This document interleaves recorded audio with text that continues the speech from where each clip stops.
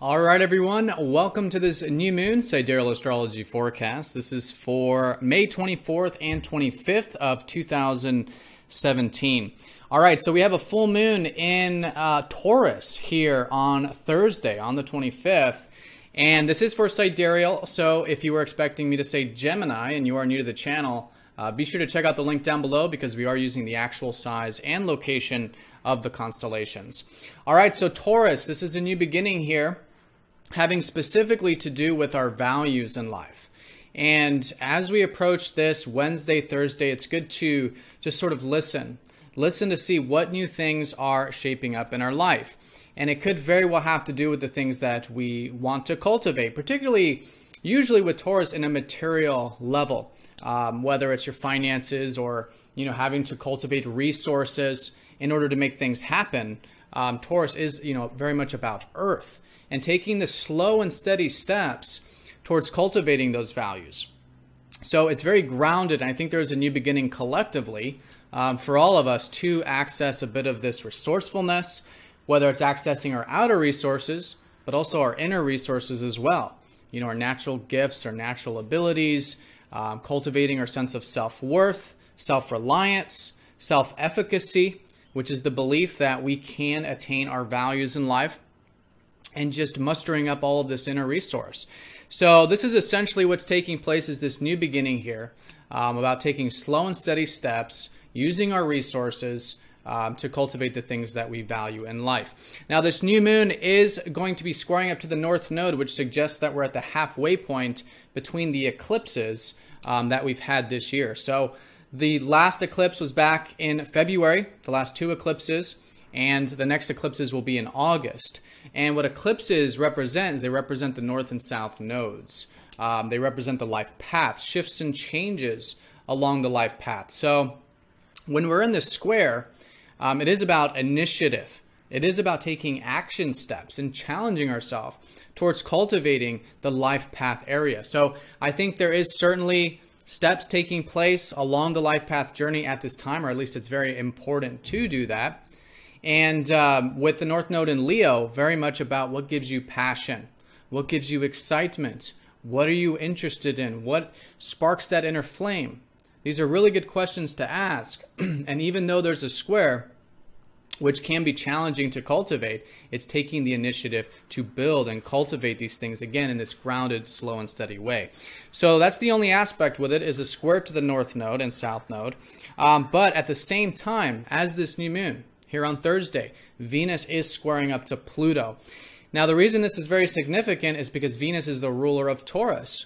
Okay, so the ruler is being squared by Pluto, which is almost like this new moon is being squared by Pluto. And as a lot of you know, Pluto is about deep transformation.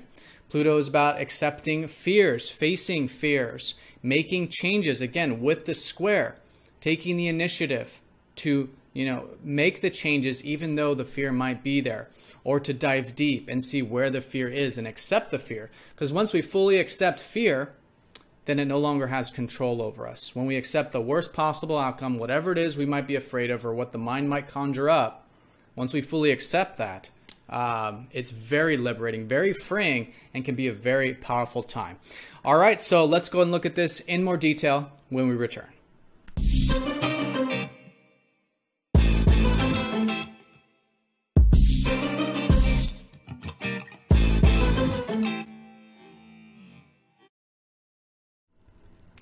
All right, so here is the chart of the new moon. You can see here the new moon in Taurus. Again, we're using the actual size of the constellations here.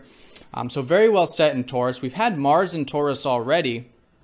So lately, almost the past couple months, I think we have been willing to do things one step at a time, right? To be more steady in our approach to things, to make sure one foot is firmly placed before we take the next step. And so that's how we're getting things done anyways with Mars. That's how we're asserting ourselves. And this new moon can certainly bring more of these Taurus qualities into the mix. So generally, Wednesday going into Thursday, listen, right? See what new is shaping up in your life that you feel like does take resources. Maybe is some things you value in life that you do want to enjoy. Taurus is about the luxurious life as well. Being grateful for what we have and appreciating the earthy and the resources we have in our life. So this could be, you know, whole new beginning about having a connection to nature, a connection to beauty, a connection to aesthetics and enjoying things, relaxing, eating good foods, you know, things like this.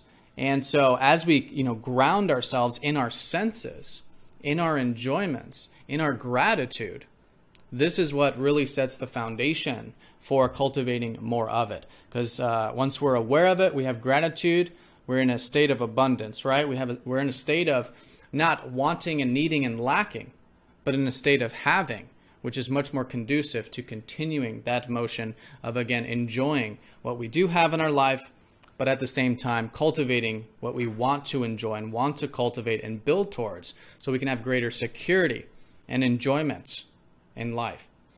All right, so yes, enjoying, stopping to smell the roses along the journey, grounded, firmly placed, slow and steady steps, accessing our resourceful side. These are all the qualities that are coming in at this time. So give it time, of course.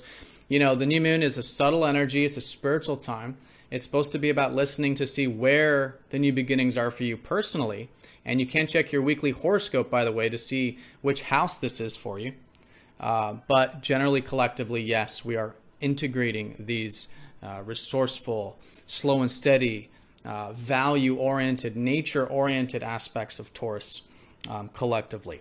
All right, so let's talk about this square to the North Node a little bit more. North Node in Leo, right? It's been there all of last year, all of this year, which is excellent for discovering our passions in life. Now, the North Node is the new energy. It's the brand new, so it's all about learning. We never actually cultivate fully the North Node. It's always just about the journey, not the destination. So where can you cultivate a bit of passion? Learn about your passion, express yourself, do some things, take some action steps again with that square. That is cultivating some of these things that are close to your heart, or that is about what you feel like is an expression of yourself. Now, to do this at the same time, because when we have a square to the North Node, we also have a square to the South Node, there might be some past patterns that we're breaking at this time too, especially with the Venus square Pluto, which we'll talk about. But with the South Node, this could be past life patterns. This could be yearnings. This could be the comfortable, the familiar. So it's you know, releasing ourselves from the comforts, from the strings, from the familiarity that keeps us caught up in those same cycles without us evolving and growing. Because the North Node is helping us break those cycles to evolve and grow and bring that energy back into where we are probably wanting to go, you know, where we're rooted and where we're coming from, which is the South Node. But anyways, the South Node in Aquarius does mean that there is this maybe very idealistic aspect of ourself. That is, you know, maybe that is the past pattern. Maybe that is the comfort, the familiar. Okay, maybe it has to do with innovative, progressive things, friends, community. So as we let go of all the stuff that's greater than ourselves, or these ideals we may have at this time, or these very idealistic aspirations, we're going to find that it frees us up, it liberates us for us to cultivate in what is a more present moment passion, a more present moment enjoyment of self-expression, of creativity, of what gives us that passion, is what the North Node in Leo is all about, because that is what our ideals need. That is what our network circles, our community needs. That's what those aspirations need, is for us to be doing things because we enjoy it, because we're passionate about it. And again, it's got that fiery energy behind it, coming from our heart, coming from the side of ourself that does want to, you know, express who we are. So very powerful with the North Nodes, right? Or with the nodes, with the square here, halfway point. Since February, there was a transition with a lot of particularly the South Node energy, because that's where the new moon was. Solar eclipse was a South Node solar eclipse. At that time, we did do some releasing, letting go of some of those ideals or aspirations. And now we're at the challenge point where we can start to take some steps into August about continuing to cultivate these things we're passionate about and this self-expression. All right, so now let's talk about Venus square Pluto, because as you can see here in the transit graph, we've got the new moon at 1701, and just before that, we have Venus squaring up to Pluto. Venus, the ruler of Taurus. So she's in Pisces, first of all. So what I think is a very important aspect about this whole new shift with our life path and taking these steps is about surrender. Okay, Venus in Pisces. Now, mind you, Venus does like to be in Pisces. This is a very supportive energy, so I think to a degree, collectively, we are willing to surrender compared to most times, because that's a challenging thing to do, right? To let go, to surrender, to have complete faith and trust that everything is going to unfold in the way that it's meant to, or in the best way, in the way that's part of the greater plan, if you will, or the divine process. And so it's not easy for us to do that, but I think to a degree we're willing to do that. And either way, I think it's excellent to have that intention of letting go, of surrendering, and seeing where life is taking us, because usually with Pisces, it's in an area or in a way that we have no idea how it's supposed to unfold. And that's what can make it so confusing and so hard to let go, because we just don't know. So if you can cultivate that within yourself, I think that's a great energy to work with this new moon.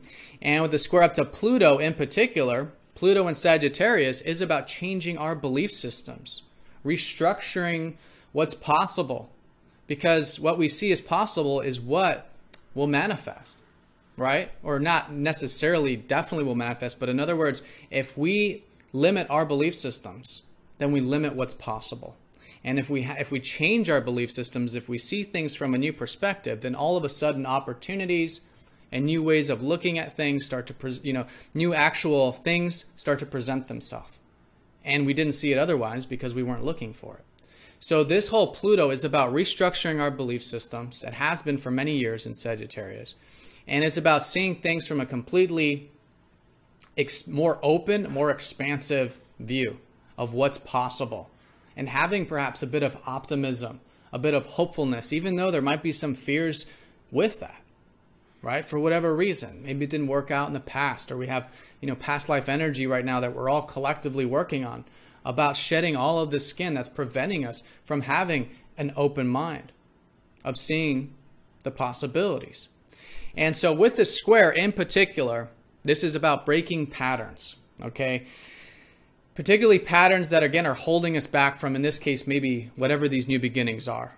Okay, again, I think this is going to be a very transformational new moon, a very impactful one in a yearly sense. Now, with Pluto, though, it's about facing the fears to do that. And when I say facing the fears, I mean fully accepting the fears. Now, usually fear is not a very conscious thing, right? This is all subconscious. And so allowing maybe, your conscious attention to go to the body, to the emotions, and ask yourself what it is you're actually afraid of. What is the worst possible outcome that that could possibly happen? Certainly, that if you fully accepted, then it would liberate you. You would do it. And so facing the fears, accepting the worst possible outcomes, whatever the mind conjures up, fully accepting the fears, it can make this tremendously liberating, because once we fully accept fear, it no longer has control over us. We're no longer enslaved by it. We're no longer making decisions and actions based on the fear. Okay, now this is obviously easier said than done, and we are talking about a square here. So collectively, this is challenging to do, as it normally is with Pluto anyways. Okay, but if there's anything you can do from an inner process, right, first, because everything happens within first, from an inner process of fully accepting your fears in whichever way they come up, mentally, emotionally, what have you. This is the process, and the deeper you go with this, I think the more liberating it is, and the more you accept, the more liberating it is, and this can then fuel external transformation, external changes and actions, right? Because everything happens within first, especially with Pluto. And then naturally, then we just know what to do. Once we fully accept all the fears, we know more of what to do. And again, with all these squares with this new moon, it is very much about doing, or at least taking steps. It may not be necessarily active for you, but certainly taking steps into this new direction. Now, this is all in the context of Venus being associated with Taurus, which is about these values, these things we want to enjoy and cultivate in our life. But Venus is also about relationships. So there could be here around Thursday and even Wednesday leading up to it, maybe this feeling of wanting to connect to others on a deep level, right? Wanting to have that deep connection, the raw, real, open, vulnerable connection with life. And we may not know this. This could be very subconscious. Okay, so because it's a subconscious need oftentimes with Pluto, we can want the intensity, we can want the rawness, the realness, but then go about it in unhealthy ways because the subconscious is operating. In other words, we're wanting intensity with this, and if it's in your relationships, it's then all of a sudden, a bit of blockage, a bit of fear, a bit of hiding away, a bit of putting up the walls. But then we want the deep connection, so then we're breaking down walls and, all of this. So it can be very intense, generally, with relationships at this time. But if it's operating from that subconscious level.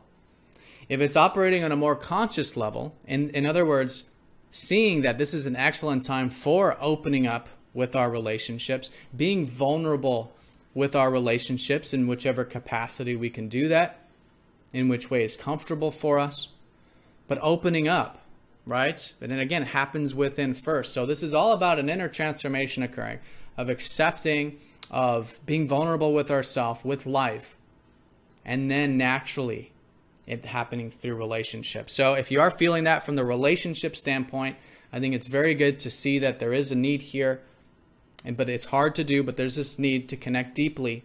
And if there's anything you can do to set intentions with that and to take those steps within and without, I think you'll find this to be a very fruitful time. This is the type of time when our relationships deepen. There's more trust. There's more, reliance. We trust others with our emotions, with our feelings, with ourselves. Okay, these types of things, if we're taking that initiative to do that, right? And even if the walls do come up, because there's always walls, even after the walls come down through what might be more of a, because again, the deep connection has to happen. But if the walls come down, that's when it gets intense. But even if that does happen, it always leads to a positive manifestation of this, of then having this more raw connection with our relationships or relationship, which can be very long lasting, which again is the square.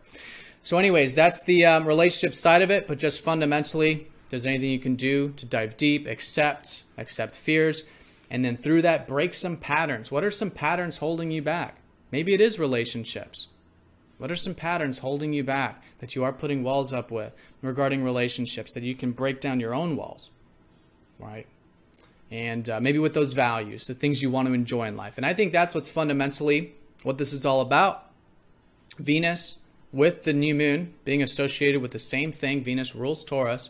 I think this is all about the facing of the fears and bringing down the walls of cultivating the things we truly value in life. And again, with the North Node in Leo, of what are an expression of what we're truly about. Okay, but it might be challenging to do that. Initiative, squares, it's about taking action steps.